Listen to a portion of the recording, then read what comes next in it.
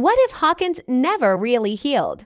And the next scream you hear is the last one this town will ever make? Night rests over Hawkins like a heavy blanket, but it is not a peaceful night. The streets are empty, lights flicker in lonely windows, and far in the distance a low rumble rolls through the dark, like a storm that never reaches the town. The wind blows across broken roads and cracked sidewalks, carrying dust, leaves, and the memory of all the things that have already gone wrong here. For a moment, everything stands still, as if the whole town is holding its breath, waiting for something it knows is coming above Hawkins. The sky does not look normal anymore. Thin red lines pulse behind the clouds, like veins under skin.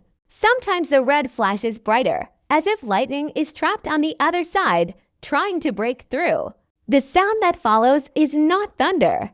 It is deeper, stranger, like the growl of something waking up. Street lamps buzz and fade, one by one, leaving long stretches of road in cold shadow.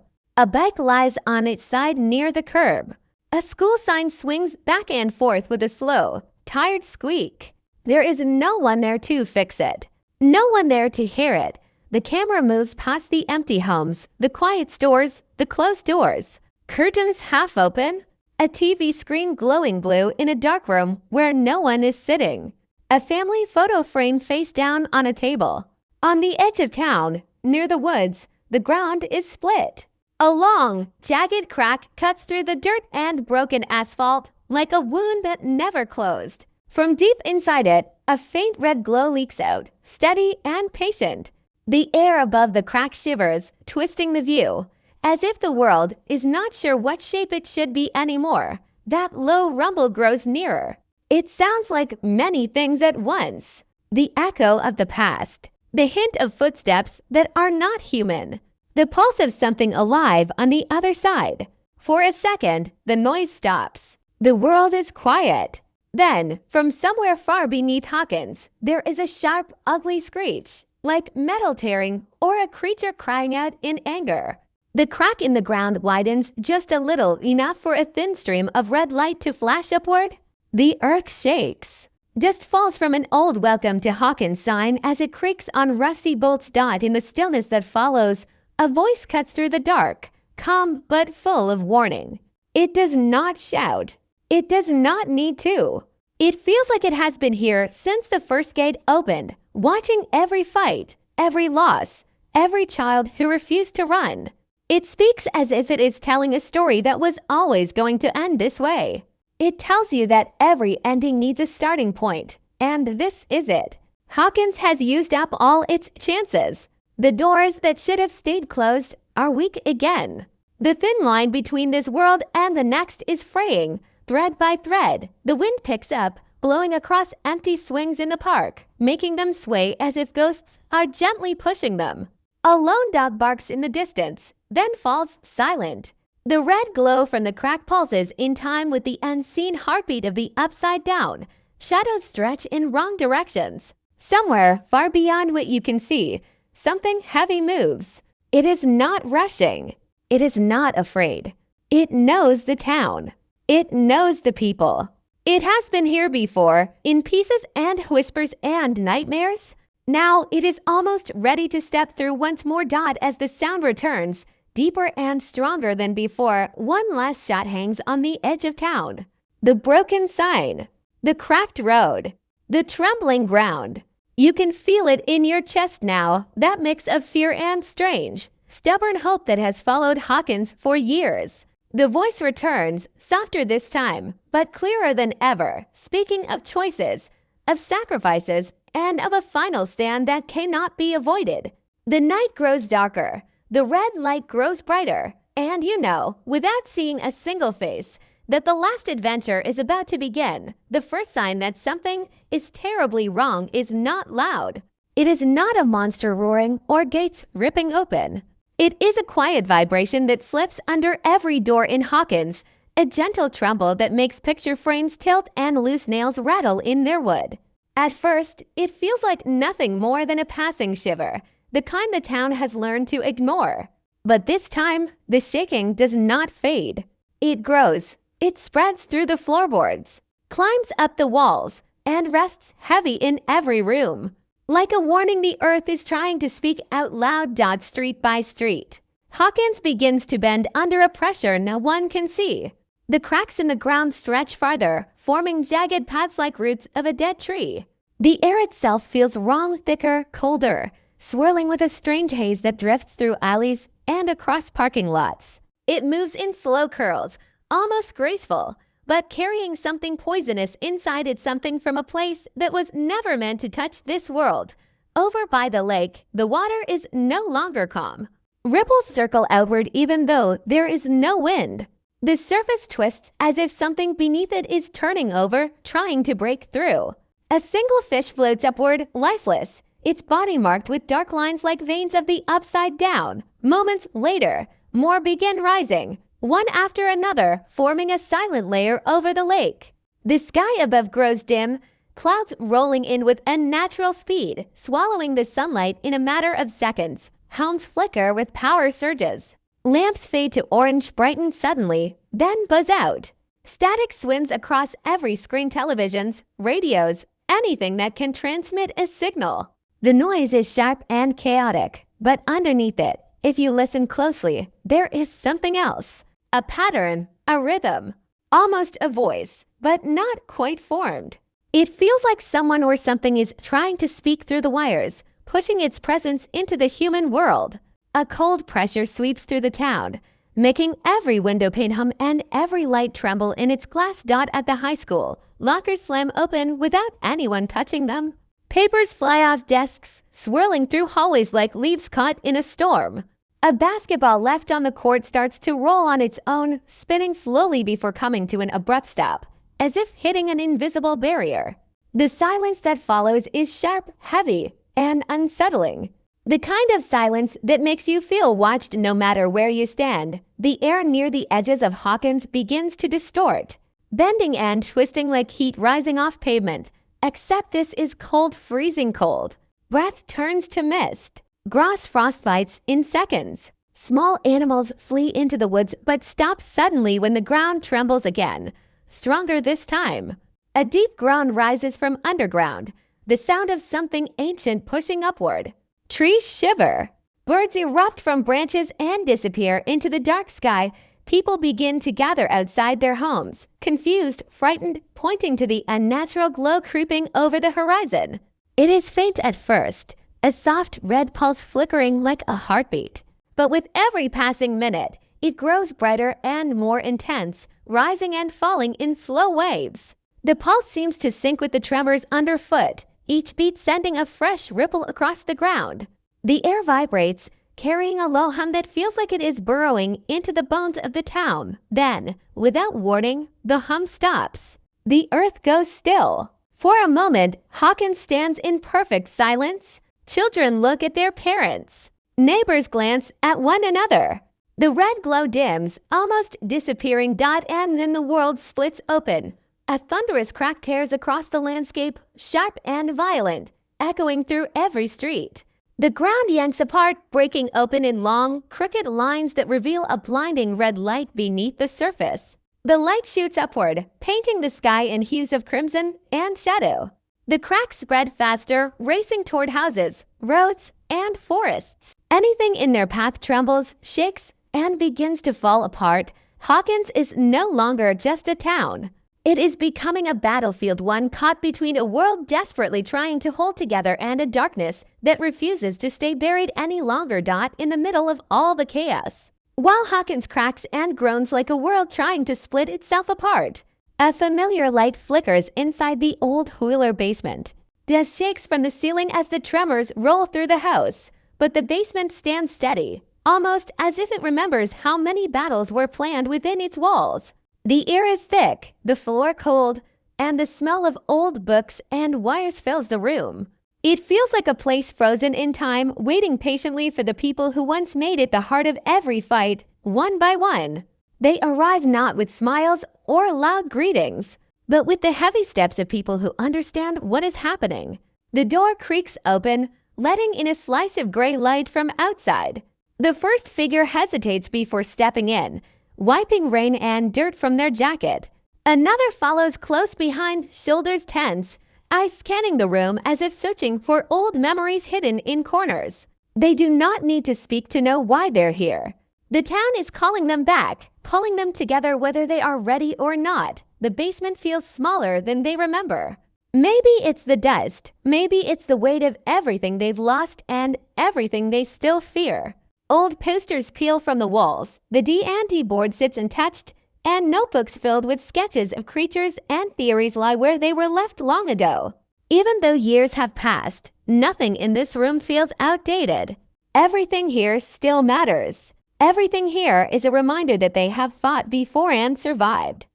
As they gather around the table, the tremors outside grow stronger, sending a soft vibration through the floorboards beneath their feet. They steady themselves without comment. Each of them knows the other feels the same thing, the pressure building beneath Hawkins, the pull of a darkness that refuses to stay buried. Someone reaches into a backpack and pulls out a map of the town. The edges are worn and new lines have been drawn in red, marking places where strange events have already started. They spread the map out slowly, flattening it with shaking hands. The memories return in flashes. Bike rides under summer skies. Late night warnings whispered in panic. Friends missing. Friends found. Friends lost. They do not say any of this out loud, but it hangs in the air like a ghost resting on their shoulders. They understand each other without speaking. They always have. It's the one thing the darkness never managed to break. One of them leans over the map, tapping a finger against a point where a crack was seen growing into the street. Another points at the lake, remembering the dead fish floating like a message no one wanted to read. Someone else circles the woods, where strange cold patches have been appearing. The room fills with quiet determination. These are not the kids who once hid from shadows. These are the same people, but older, sharper. Shaped by everything they've endured, a small tremor shakes the basement again. This one stronger, making a stack of old board games slide a few inches. No one jumps. They simply exchange a look, the kind that says, "We don't have time. We need to move." But there is something deeper in that shared silence too, something unspoken, something heavy. This fight won't be like the others. The stakes are different now, bigger. Final. One of them pulls out a small device handmade, patched together with wires and metal bits. It's not perfect, but it's something. Another person has brought notes, pages filled with rushed handwriting and symbols that look eerily similar to the ones drawn by Will years ago. Someone else has a flashlight, batteries taped to the side. None of them say it, but each item placed on the table feels like a piece of hope in a world falling apart. The room pulses faintly with the red glow leaking through the window. Outside, the clouds twist, forming shapes that seem almost alive. A low rumble spreads across Hawkins again, deeper than the last. It feels like the ground itself is calling for them, calling them together one last time. They stand in a quiet circle, and though no words are spoken, every heart in the room beats with the same truth. They did not choose this. They never wanted it, but they are the ones who know the darkness best. They are the ones who have faced it and refused to break. And now, as Hawkins trembles and the world bends under the weight of what's coming, they know exactly what they must do. Together, again, for the last time. The storm over Hawkins thickens, twisting the sky into a churning, colorless mass. But deep inside the buyer's new home, far from the basement and far from the others, Will sits alone, gripping the edge of his bed so tightly his knuckles turn white. The house is quiet, too quiet, as if the walls themselves are listening. A faint chill hangs in the air, crawling across the floorboards and wrapping around Will's ankles like a thin thread of smoke. He doesn't move. He doesn't dare. He knows this feeling too well. It's the same cold that once dragged him into the darkest corner of his life, the one place he swore he'd never return to. He tries to focus on the room around him. The soft hum of a lamp, the flicker of a nightlight, the framed drawings he once made of better days, all small scenes of his friends laughing, his family whole, summers without fear. But the drawings blur as something else pushes into his mind. A pressure builds behind his eyes, slow at first, then sharp enough to make him gasp. He clutches his chest as a deep, Familiar ache spreads through him, the kind that doesn't feel like pain from the body, but pain from someplace much deeper. The air crackles. A low, rising from pulses through the room, vibrating against the glass windows. Will's breath turns unsteady. His heartbeat quickens. And then it begins, an old sensation returning with terrifying clarity. His neck tingles. The back of his spine stiffens. The upside down's cold breath brushes against him like an unwelcome hand.